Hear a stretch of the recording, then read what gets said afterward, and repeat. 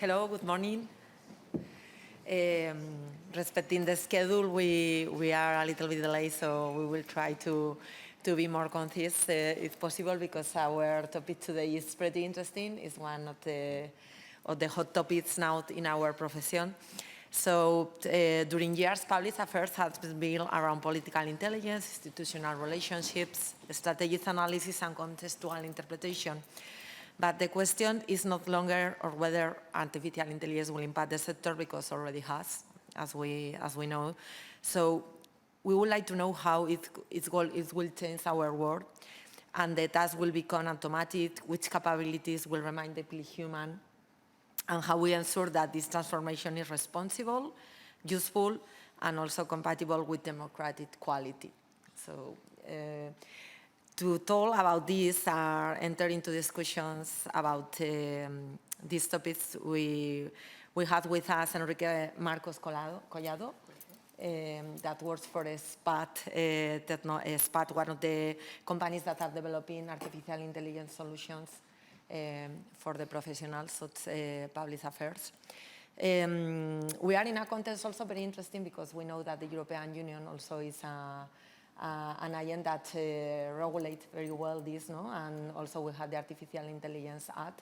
So also the context propitiate as well these developments more than ever. So concerning your activity, how you are observing the real adoption of artificial intelligence with public affairs professionals, how are you seeing these transformations, and how do you define the challenges that we have ahead? Sure. First of all, thank you very much for the invitation. Absolute pleasure to be here. I really don't deserve this room, I feel at this point, but yes, we're super happy to be here and looking forward to the conversation. In terms of the first question, I think it's really interesting. We've seen probably two different phases on what was, let's say, 2023, 2024, where everyone was saying, okay, we understood AI was relevant, it was important, but it didn't really have probably the legitimacy to be used internally in public affairs teams, right? So that was a bit of the idea. People were kind of using it scarcely on their own on ChatGPT, trying to put together a position paper, or now, okay, I'm going to try to analyze an amendment, or I'm going to try to create my position on this topic, right? But it was a bit even not well regarded internally, right? Like, how are these AI tools? Should we trust them? Should we not trust them? So that was a bit the idea. And I think now we've made a transition towards everyone really understanding AI is really relevant. It's going to shape a bit the future of public affairs and basically how we perform our day-to-day jobs as public affairs professionals. And we've seen big corporations and companies and consultancies and every actor in the field now trying to tailor AI to their specific workflows, which is, I think, what we've seen in this past year, where everyone is really trying to say, okay, how can I get AI to work for me on my specific day-to-day? So that hyper-tailoring, which we're seeing that is really yielding those results. So it's from the kind of non-understanding of AI and a bit of being skeptical of what it can bring to the profession, to really trying to tailor that to what we do on a day-to-day basis. That's a bit how I see it and what I've seen speaking with hundreds of heads of public affairs across Europe. Mm-hmm. In the previous discussion, we had listened to our colleagues in other countries. So how is being also the adoption of artificial intelligence tools and also standards in different countries, no? Because also in Europe, for example, France and Germany are being very proactive in sovereignty. Also in Spain, our colleagues participated in the presentation the last week of the study together with the University of Navarra that later will be also presented here. In Spain, for example, what we had seen is that the professionals still are not considering the artificial intelligence tools as skills are something key, no, in the diary war. So how do you see that in different countries? How it's been the approach? So I can speak for my experience in the EU, and I would say Cyril, my colleague here, he's done roadshows in France. We've been to Germany, to Spain, and I have to say, it's less about a cultural difference, and in fact, we've seen that Spain is really, really advanced, way more advanced than I thought, to be honest. People are really willing to adapt AI in their day-to-day. It's really like a high priority for Spanish consultancies, for Spanish corporate leaders, let's say, in the market, so I was really pleased to see that. And then in terms of how I'm seeing the difference, it's more about the organizational and individual organizational push that we see internally. more than anything that goes by market or by local regulation, etc., etc. It's more about how are you being pushed internally to adopt AI, and how much room and weight are you being given by your internal, let's say, decision makers. It's more about that than like a Spanish regulation or the French regulation, or investing more or less into AI. That's at least what I've seen. So more of an individual, let's say, cherry picking by different organizations, rather than a geographical, let's say, difference, basically. And contrary the organizations, do you think that is also transforming how they are taking the decisions, especially in big companies, or how public affairs and artificial, I think that you can listen to me properly.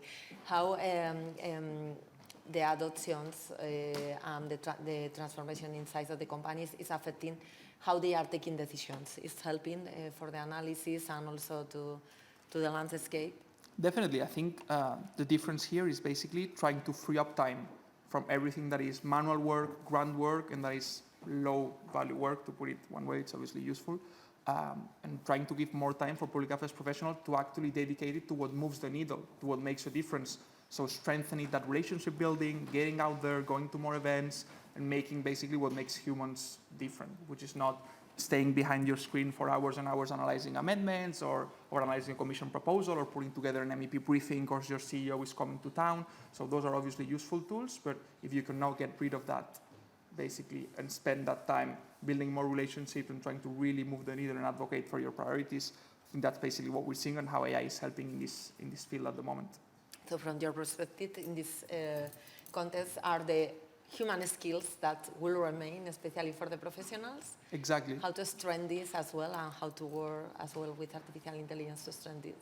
Exactly. So that's basically what's going to stay. And I think, I don't know if we're going to discuss it later, but basically we're also going to see a bit of a shift from what juniors, public affairs professionals used to do on their day-to-day basis to what is going to be expected from a public affairs professional even early in their career nowadays, right? So they used to spend, and I've done it, I spent over 5 years in consulting in Brussels. I spent hundreds of hours watching committee meetings, waiting to see what they saw for 3-4 hours, etc., etc. So now it's going to be more about, okay, how can we actually give them the capacity to become more strategic and more analytical since the start of their careers, basically get more out there, build more relationships, and trying to bring that earlier in their career to the firms or even to their corporate, let's say, company, to their organization, and learn more about checking what AI is putting together, making sure that it's good to go, and that is adding value to your company, but also bringing earlier that more strategic advice layer to a career, basically. Mm-hmm. And for example, as I mentioned before, to change the strategic direction in companies, no, they taking decisions, or so now you can analyze much more data. You have much information faster, and this. So I think that also is transforming the processes on this sense. Exactly. In fact, I think in terms of AI, where we stand right now is more exactly on the layer that you're mentioning. So AI is really good at aggregating data, and then you can question those data sets, right? We haven't really reached the point where we can actually infer, or AI can really understand all of the intangibles in the room and can get like social situations in there. So it's a bit more of that data analytics side of things. That's bringing a lot of capacity, obviously, to companies to make both internal decisions and advocate and take positions way quicker through analyzing that data. And then the next layer is going to be in the next, I don't have the crystal ball, but let's say 3 to 5 years, more of that AGI, where we really see how AI is becoming a bit more human, if we want to put it. So yeah, it's definitely helping a lot. Do you have concrete examples of companies that, or also consultancies that have transformed their business model?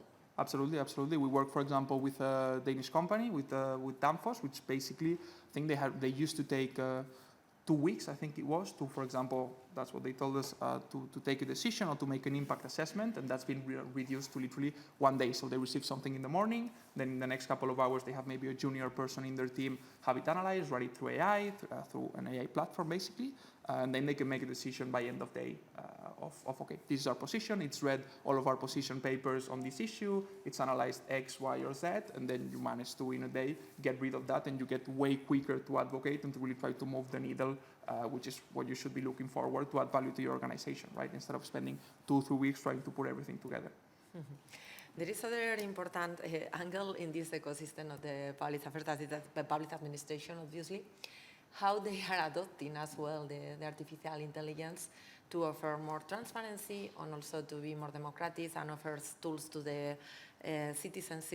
I was thinking, for example, in the better regulation of the European Commission, they had the website Had Your Say, for example, for the public consultancies and this, and it's a good tool, no? But maybe we can go far away and how it's been adopted in other institutions. I think that's a really good example, and in fact, it's probably going to be one of those first interactions of institutions with AI.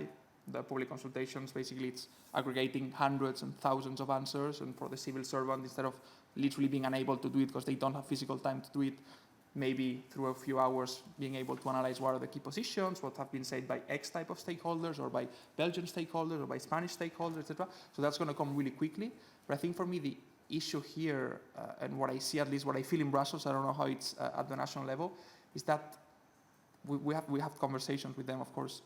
They don't have that many incentives to actually become more efficient on their day-to-day as a corporate organization would, or as a consultancy would, right? So unless there is a big push from, let's say, the upper echelons of the organization or their company, it's difficult for them to actually adopt this, because it needs to be a really wide organizational and institutional adoption of AI. So we're seeing it's lagging a bit more and struggling to do it, but that's a bit how I see it in tools like public consultations and really aggregating big data sets to put together basically quicker impact assessments, for example. And for example, for the policy making evidence, do you have also examples of how doing artificial intelligence is using for that?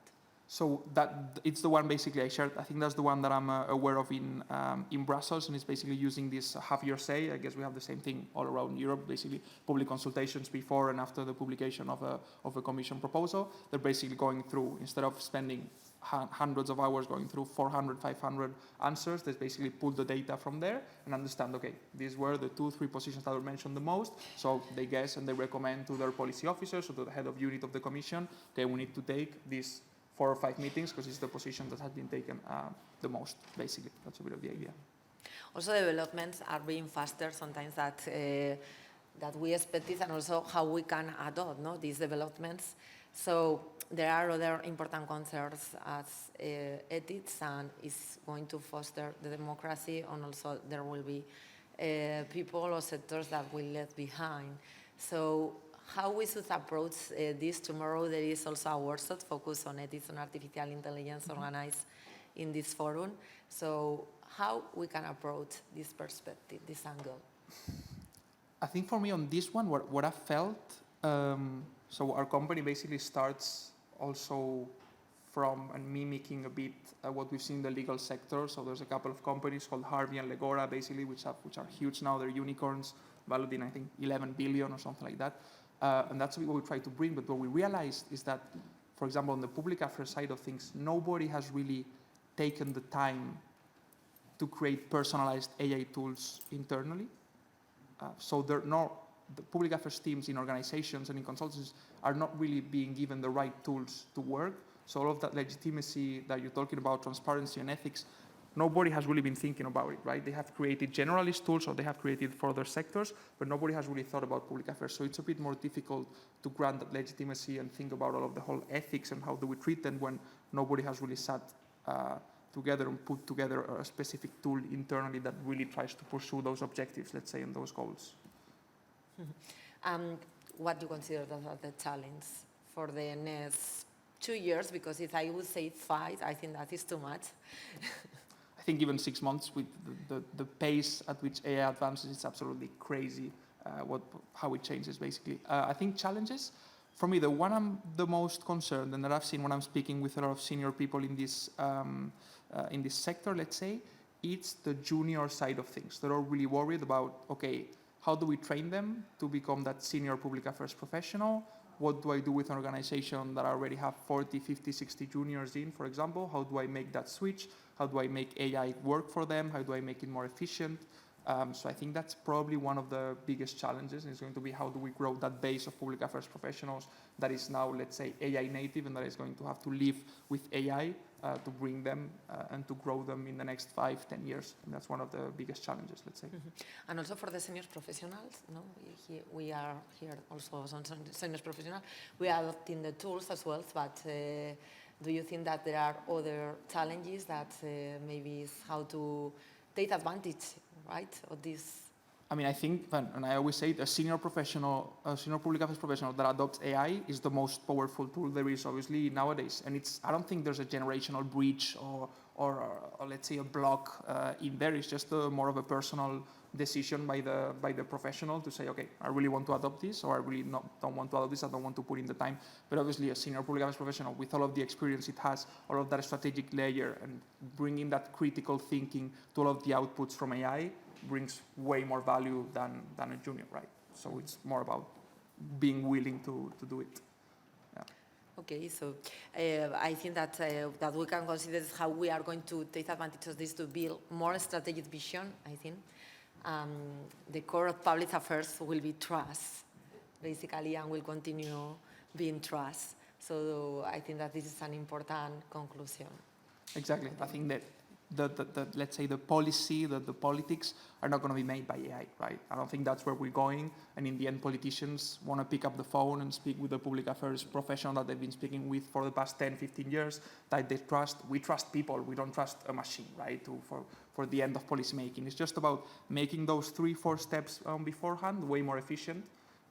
And being able to achieve that better regulation that you were mentioning, right, that we've heard in Europe for a lot of years, and we're still a bit waiting to see how it materializes. But yeah, that nature of policymaking, of picking up the phone, of reading the room, I don't think that's going to change, and that's not going anywhere anytime soon, basically. So I don't know if there are people in the audience interested in launch on questions. Can I ask? Sorry. I think that, I don't know if you continue and we'll go. Oh, ladies first. Thank you. So just maybe 2 comments. First, indeed, we are worried about the young professionals, the very young professionals, the very junior ones. We have seen this in our firm as well. I mean, suddenly we are not hiring the very junior ones, and we have moved a bit, we are looking at people with 2-3 years at least experience, so not very junior. But the second one is that you just said that we are not still there where policies are written or designed by AI. Well, I beg to differ. We see in Romania, a motion of non-confidence and pieces of legislation written entirely by AI. Okay, so, and that's where policy starts, and then from there, obviously, you still have negotiations and discussions and debates, whatever, but when they start more and more with pieces of legislation and other policies written by AI. Yeah, thank you for sharing your experience on this. I mean, I would say just a really quick comment, also conscious of time. I think that's really worrying, and I think we should definitely have a specific regulation on how governments and institutions should use AI, basically. Yeah. They use it with open sources. I mean, free chat. Yeah. DeepSeek sending it to China. Yeah. Absolutely. We had another question there. Yes, thank you. One comment and one question. On that first one, I totally agree on the risk. And I think that's something not specific for the public affairs sector. We have started an initiative in Netherlands together with people from Edelman, who many of you might know, because we see it in the whole services sector, whether you're accountant, whether you're a communications professional, PR agency, public affairs. And the initiative is called The First Rung, because it's about this first step you take in your career. And we try to see what solutions we can develop for either companies, whether in which sector you are in the services economy, how you can still manage to train young people to become a professional when part of their world is being taken by AI. That's just a comment. An interesting question. It's on my mind for several months now. I'm also following every development on AI and how it's impacting our work. I'm also curious on maybe if you can share some of your insight, how this AI will develop in the interpersonal relations between lobbyists and policymakers. Let's say, what if policymakers will start using AI more and more? In the Netherlands, we have a parliament with a very small, relatively small parliament, very understaffed. So what we see is that already parliamentarians are using AI more and more as like a personal assistant. So we've seen the first motions, amendments being drafted by AI. In Albania, they have an AI minister who is kind of like with the idea, I think it's an experiment. I don't know enough on it. I'm very keen to learn from it. But it's seen as somebody who's very neutral. I'm cared to have your vision on that, because I want to learn from it. It's very interesting that you had shared, because before you can answer, Enrique, I think that also the quality is being leveraged, no? For the policymakers and also for the professionals. Because when you had so many information available, the added value of the content that you had to share and your perspectives is more qualified as well, I think. No, I think that maybe is a fact. Yeah, but I think for me the answer is a bit the same one that I gave to our Romanian colleague. It's just that needs to be regulated, because it doesn't make any sense that we have AI making laws basically without a proper regulation and without proper guidelines, safeguards, benchmarks of what should be included in a platform, what shouldn't be included in a platform, etc., etc. Once that is regulated, then I'm not against that, and I think it can actually bring efficiencies. What if I'm that MP and I don't want to speak to the representatives of Telefonica or Vodafone or Repsol? I'll just look up on AI what they might think of my initiative or my amendment of my motion. And also, who's controlling the AI? That's another question. I mean, I think my personal opinion on that is that you wouldn't be doing your job properly, basically. That's not how you should behave as a politician, right? You need to listen to all of the stakeholders. And then running out of time, sorry. It's very interesting. I'm seeing Jorge suffering. It's a very interesting discussion, I have to say, yeah. Yes, of course. Just adding, just for the confusion. Also, we just had in Portugal the situation that the contributions that you can make to the legislative process, usually you can send a PDF with your comments on the law or whatever. And recently, we just had someone that incited some young people to send their contributions. Very nice. But you know what happened? 1,000 contributions made on ChatGPT sent it to the parliament, to this legislative process. So in fact, you had 1,000 contributions that you need to read. And it was just, okay, put on ChatGPT, give me an opinion about this law. ChatGPT gave it, they put it on email and they send it. And you know what happened on the other side? So no, they put the 1,000 contributions on the ChatGPT and say, make me a summary of this. And so we are, circulating. We are in a loop of contributions. So we need to find the right moment to use it. Thank you. It's a good point. So the human factor still remains, crucial. This is true. There are thousands of civil servants in the European Commission as well, evaluating funding programs, and these, are in the same situations as well. So, from this perspective, I think that the point has to be focused in the human factor and also in the quality. I think, for me, this could be one of the main conclusions, and also that the tools, of course, are very important to improve our work and also the quality of the democracy and the work of the public administration and the whole ecosystem of the institutional relations and public affairs. So thank you, Enrique, for being so generous with us. Thank you so much for the opportunity. Debate interesante.